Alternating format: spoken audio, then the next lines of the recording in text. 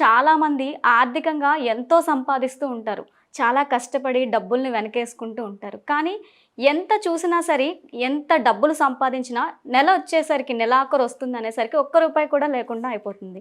రకరకాల సమస్యలొస్తూ ఉంటాయి. ఇంక ఈ నెలతో మనకి తీరిపోయింది. ఇంకా ఎదుగుదాం అంటుంటే కొద్దీ కిందకి జారిపోతూ ఉన్నట్టుంటుంది. అది ఎందుకంటారు? అంటే వాస్తు ప్రభావం దాని మీద ఏమైనా ఉంటుందంటారా?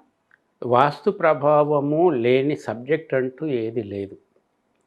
ప్రతి దానికి వాస్తు ప్రభావం ఉంటుంది. వాస్తు అంటే ఏంటంటే బాగా గాలి, వెలుతురు ఇంట్లోకి వచ్చేటట్టుగా ఇల్లు కట్టుకోవటం. అంతకు మించి ఏమీ లేదు.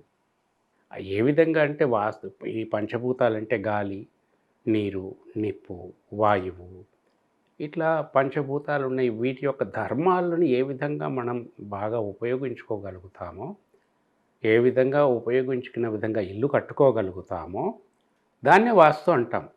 వాస్తు అన్నది it is a neutral subject. Vastu బాగుంది, వాస్తు బాగాలేదు. Vastu is a neutral. Water ఉంది. అందులో ఉప్పు కలిపితే ఉప్పు నీళ్ళు అవుతుంది, పంచదార కలిపితే తీపి నీళ్ళు అవుతాయి. Water is a neutral. Like that vastu is a neutral subject.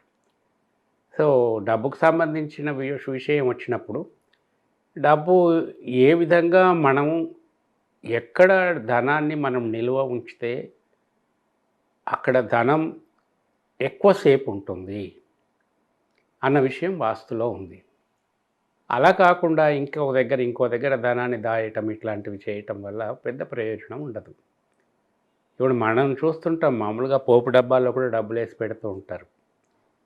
క్రమంగా ఇది తగ్గిపోతూ ఉంది కానీ వేసుకునేవాళ్ళు. కానీ ప్రథమంగా ఎక్కడ ఉండాలి?